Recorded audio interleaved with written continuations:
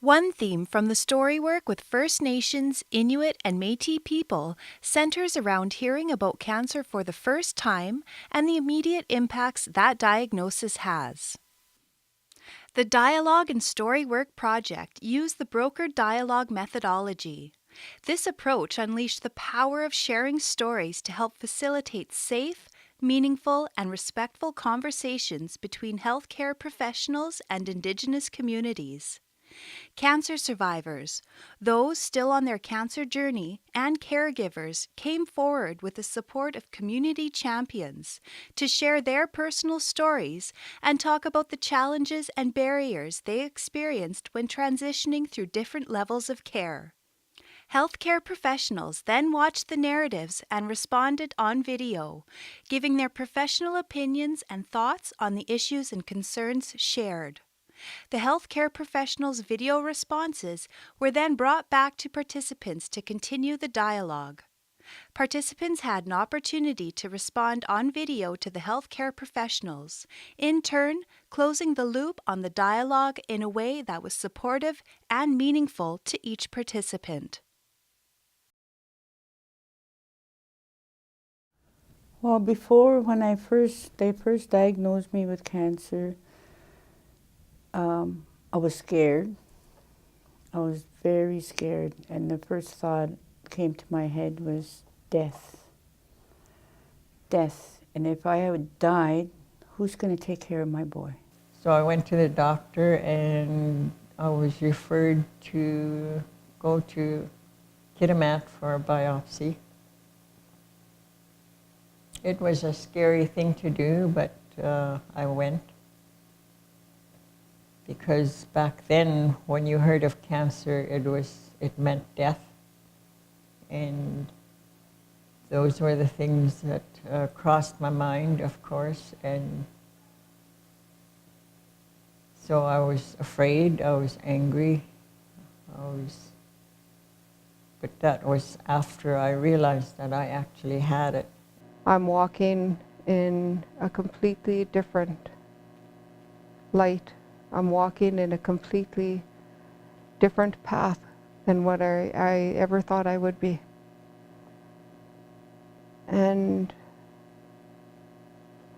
for me, as a mother, walking there with my children and my grandchildren, I know the fear that my kids feel. I know the fear that my husband has, because cancer is everywhere. His uncles, his mom, his sister, that's his whole family.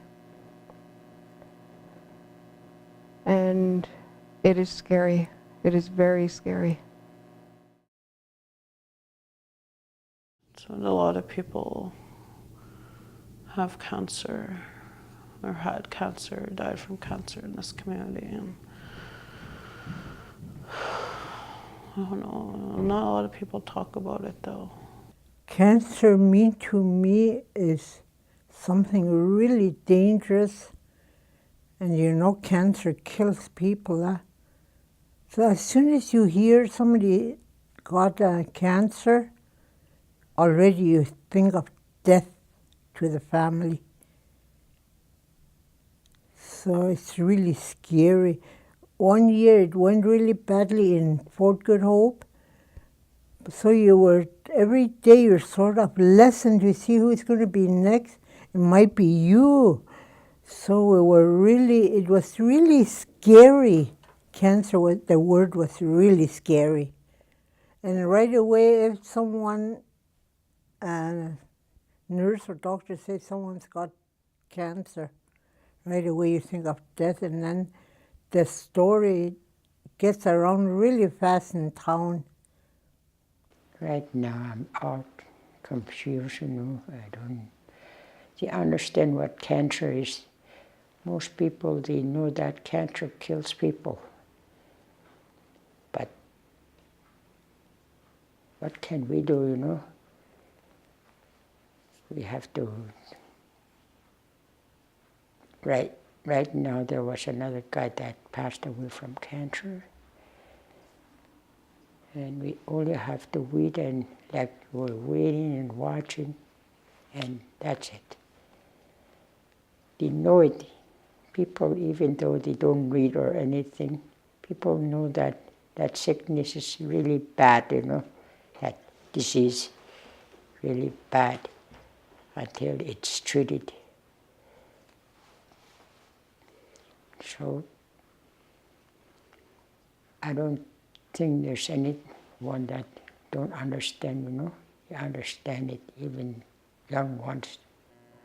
I am a product of the residential school system.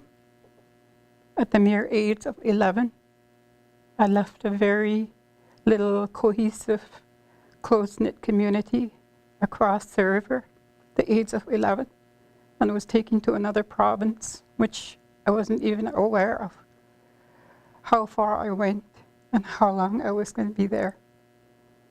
I spoke the language then, but when I got to the school, I started noticing that I was no longer the Nishka child that I grew up to be. I started learning to be ashamed of who I was as a Nishka.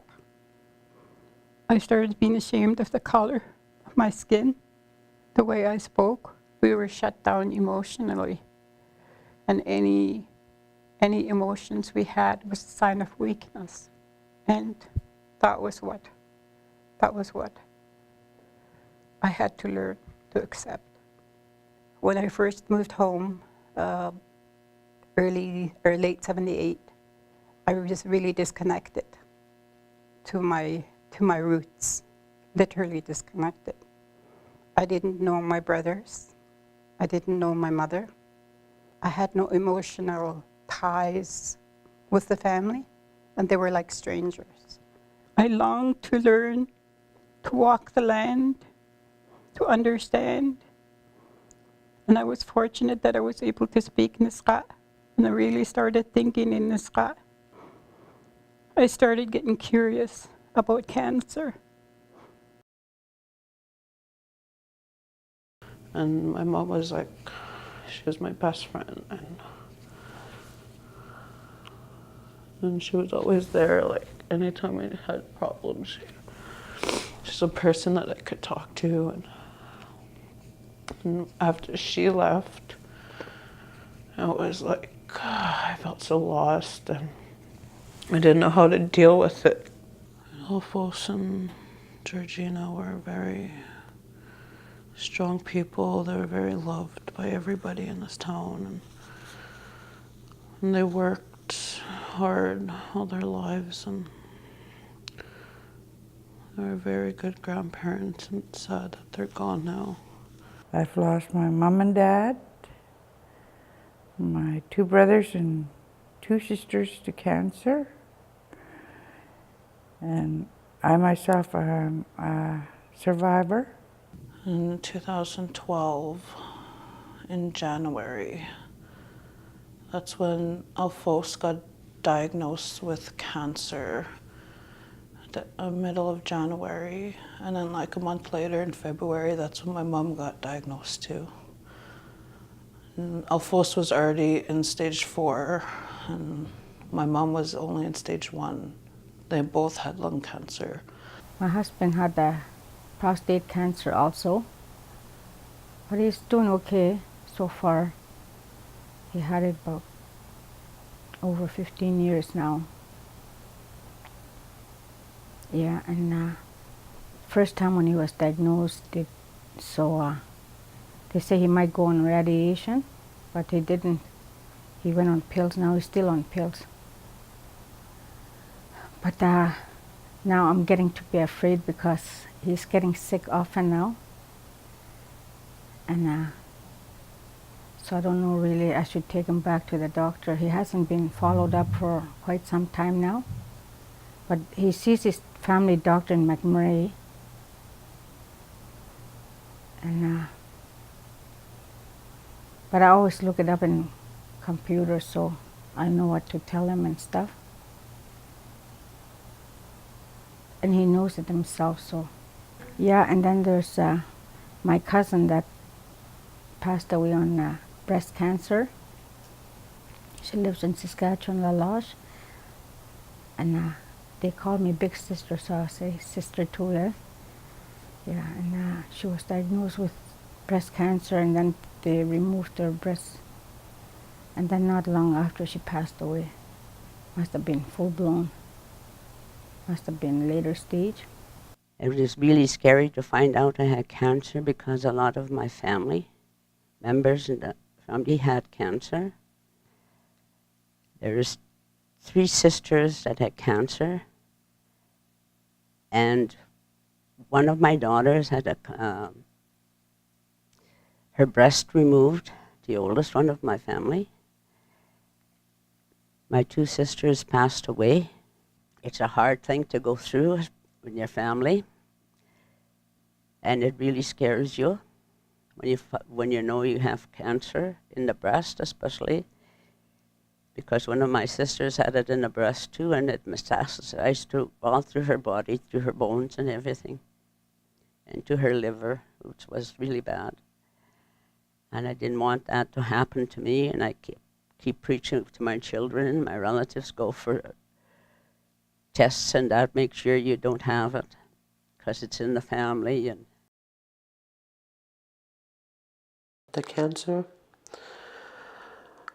he told us I'll give him 6 months. This was in April. And if you keep him in a hospital and to get him a better, you can spend quality time with him, take him home, spend quality time with him for at least 6 months. So we talked to my dad. We didn't tell him he had cancer. We told him he was sick. And we told him, you have to be in the hospital till you get better, and then you can come home. So he said, okay. I never told him he had cancer. He knew he was sick.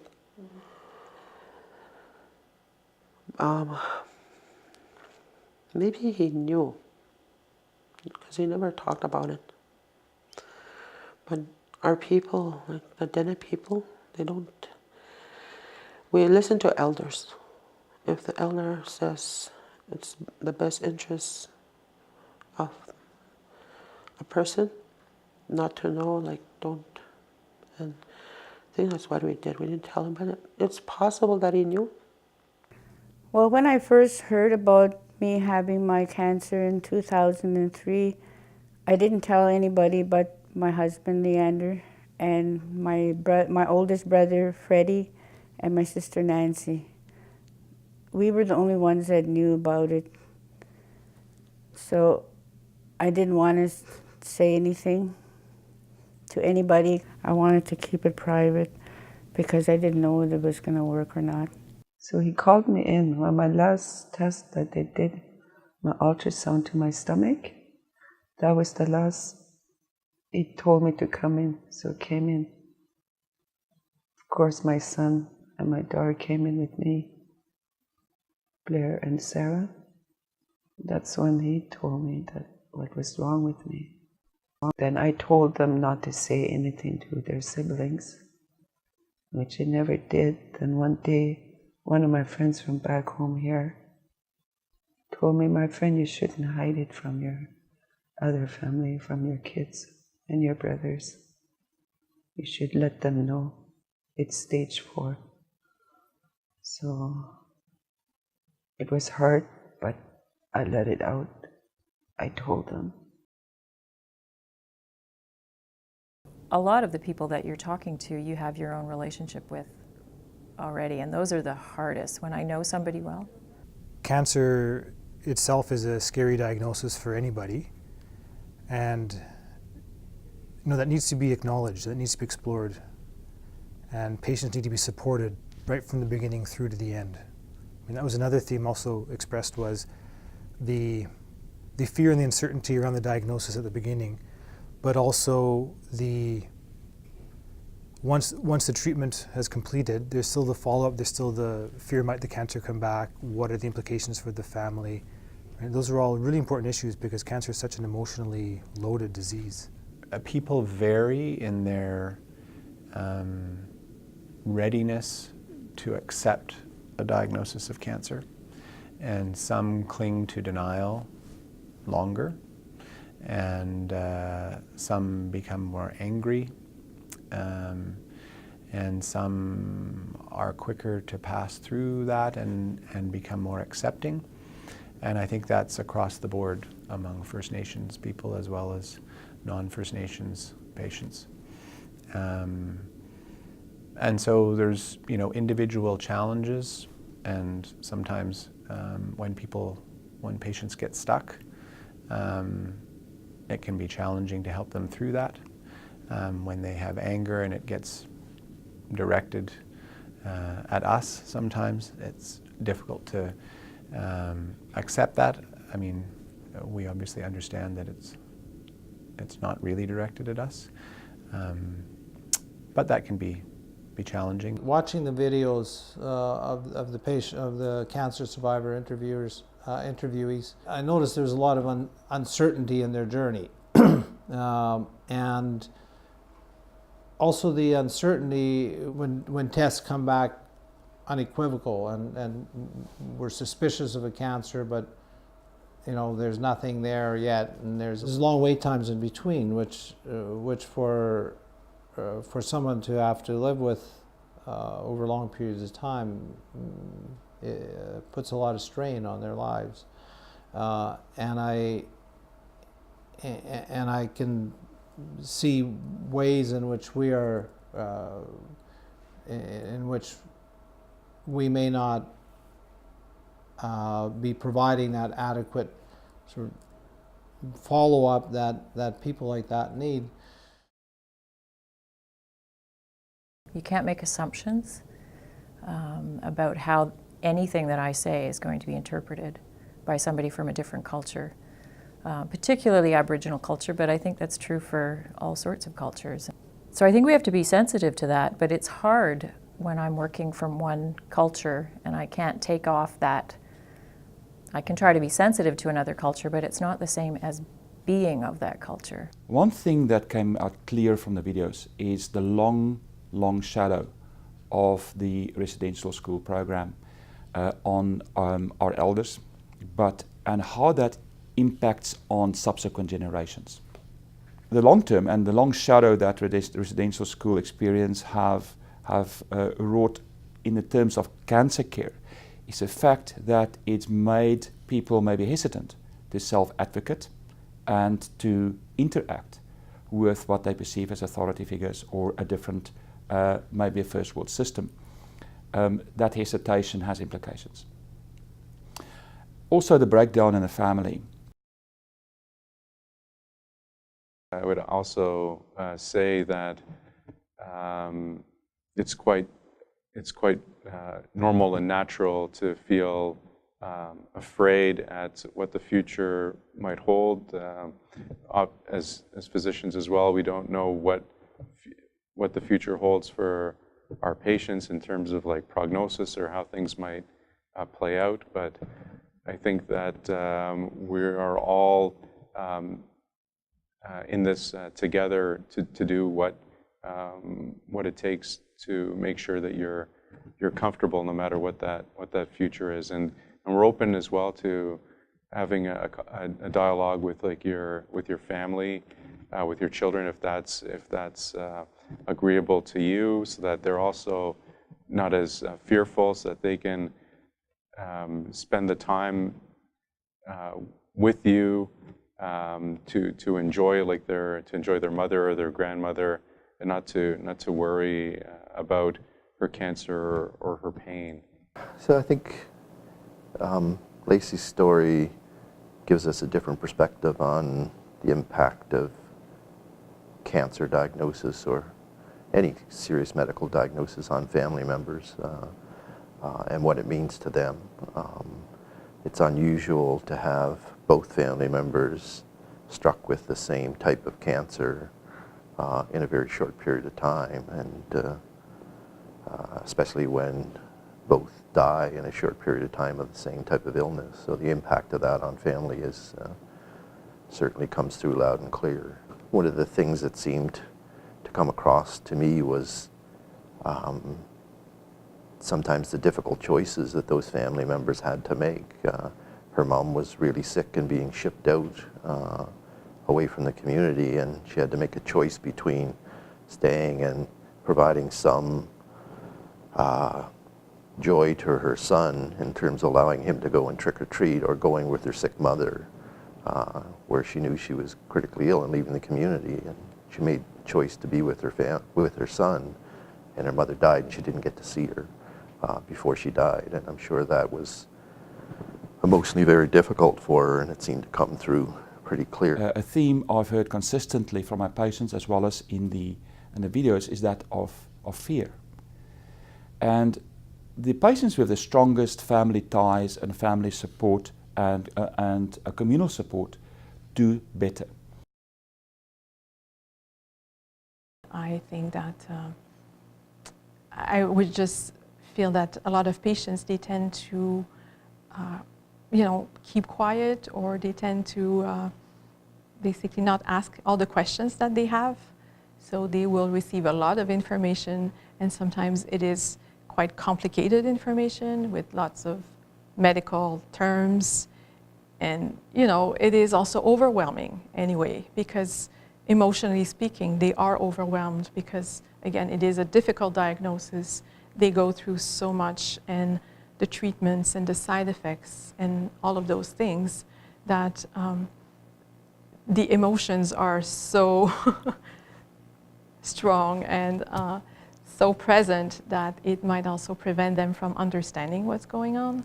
As an oncologist, I think one of the things that I was concerned about when I heard that story was that this secrecy aspect might actually harm her care, because she might have avoided making contact with the healthcare system because she was afraid that it might be cancer, and that delay might make the outcome of her cancer less good than it would otherwise have been. Some cultures, from what I understand, they don't want to talk about things like cancer. This is the story work and dialogue with First Nations, Inuit, and Métis people and healthcare providers. These narratives explore hearing about cancer for the first time and how it comes up against the context and lives being lived. The responses of healthcare providers to that story work are also provided. From the story work, which issues stood out for you? Which issues stood out for you from the responses?